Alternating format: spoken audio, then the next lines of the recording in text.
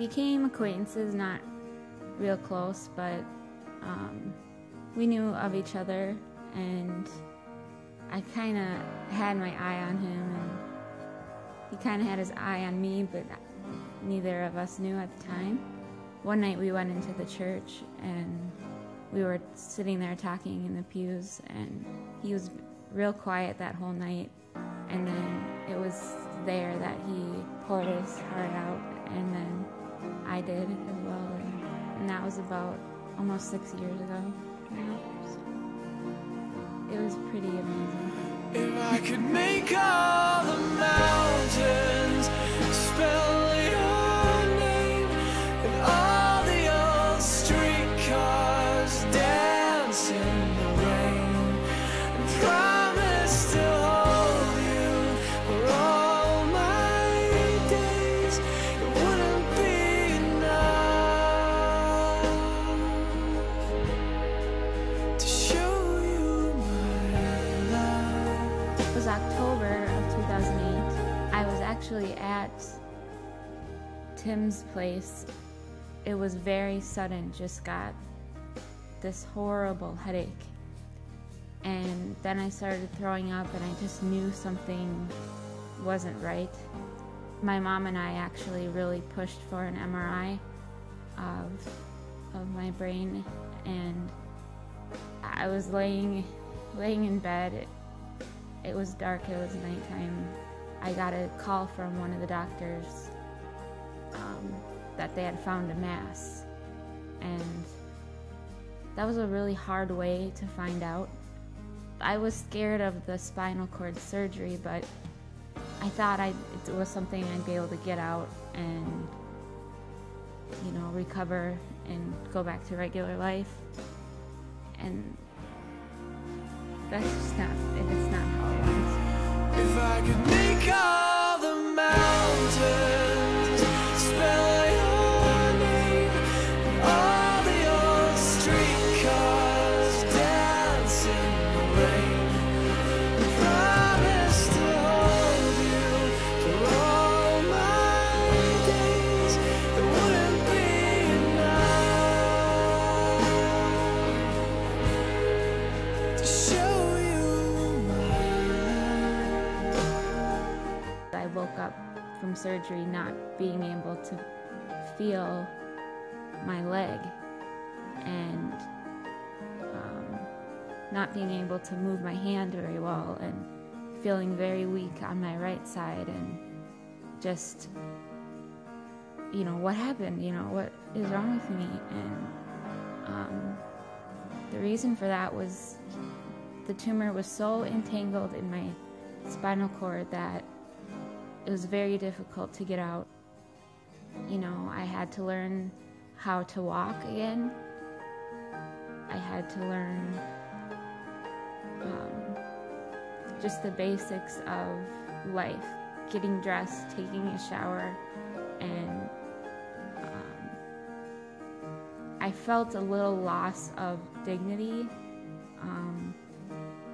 just because I could do nothing for myself. They told me I'd never drive a car again,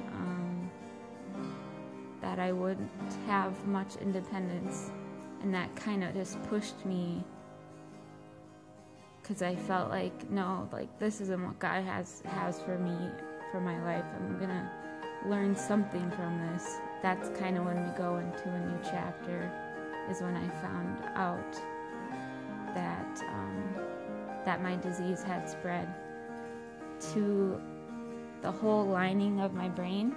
I went in to see the oncologist, expecting kind of just, oh, we might have to do something about this in the future, but he was very concerned, told me it was life-threatening if I chose not to start the treatment, and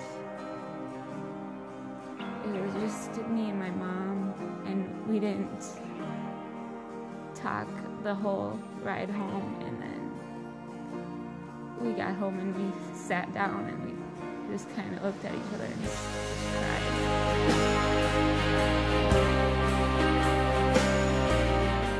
I'm thankful from my family keeps me strong. Keeps me strong always. Especially my mom and dad.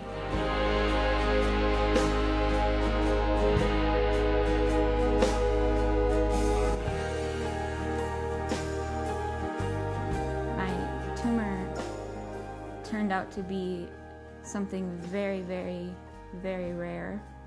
It's called PXA for short, but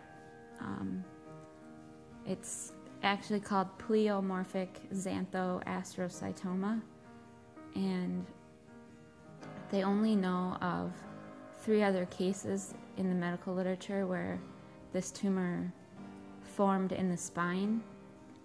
I did that chemotherapy for a whole year. I ended in April 2009, and then it was the big day of the scan. I did not get the results that I wanted. And nothing had changed or improved. There were even some areas lower in my spine, areas of tumor that had actually gotten a little bigger. And I was angry.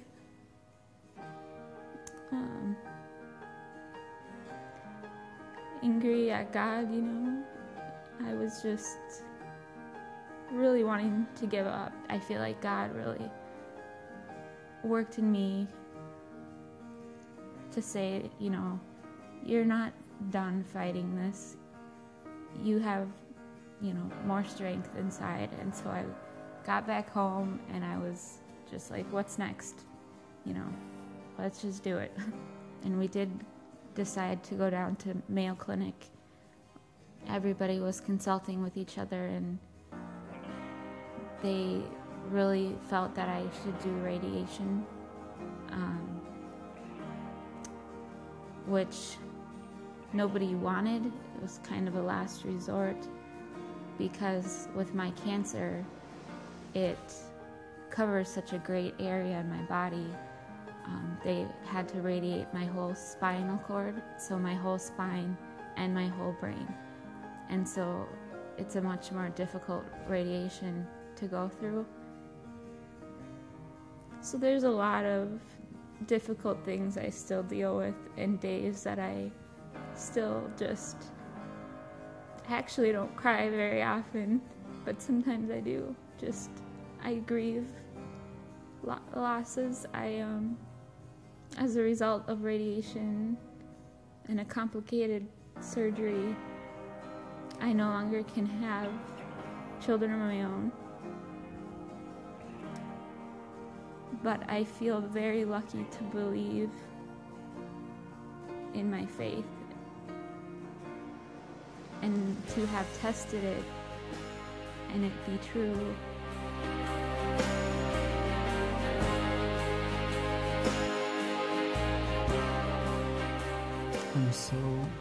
I'm so proud of you. I know how every day is such a struggle with how you feel, and you're able to still smile and have fun and show me love and show your family love. And I just think this cancer is such an ugly thing, but it's really shown your beauty and how you've dealt with it. And I am really thankful for you and what you are to me in my life. I think when you love someone, you don't choose to be there for them. Your heart, there's no other option. Your heart doesn't allow you not to.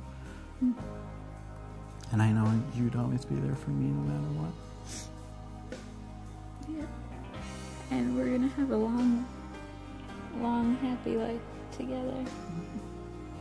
I know that for sure. Getting married. Getting married.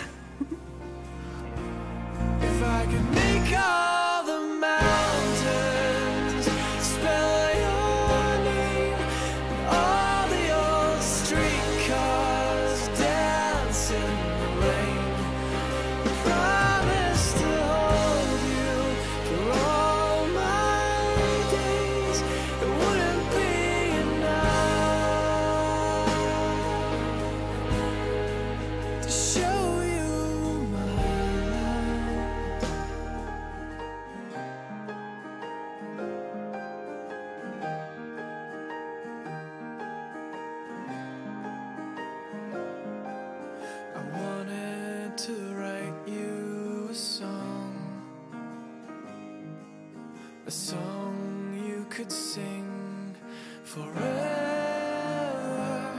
And I wanted to rhyme and to bend phrase and time into something clever. But you deserve something better.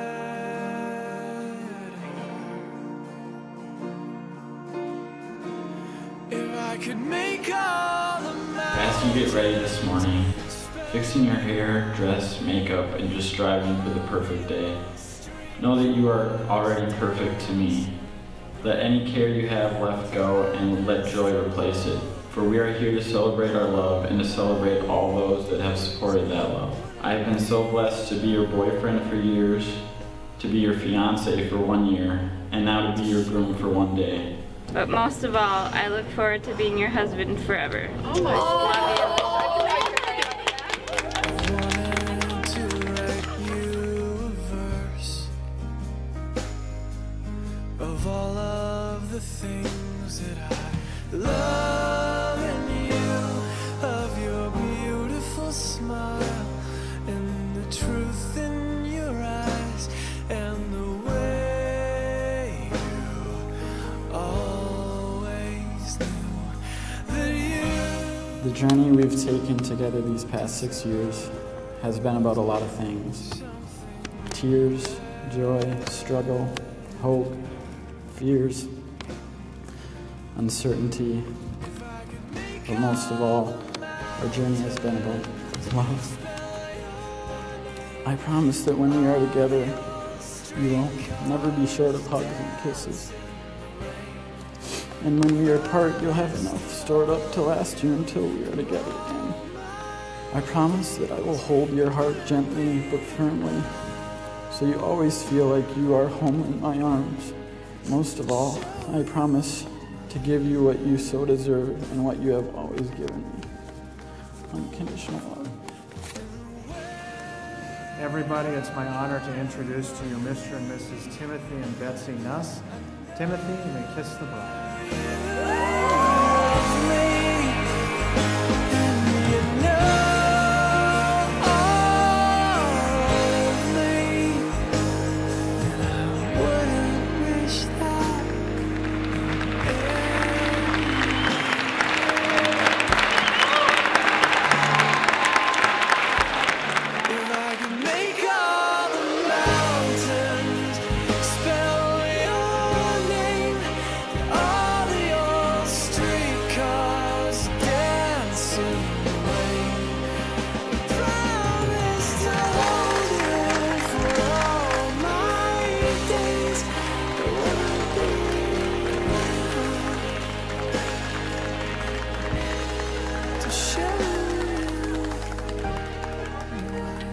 God says these three remain, faith, hope, and love, but the greatest of these is love. I can see how God has orchestrated our relationship through the tough times, and I just couldn't be happier. It makes me excited. I hadn't been excited about anything for a long time, and I didn't look ahead. Now I am, and the future is bright, very bright.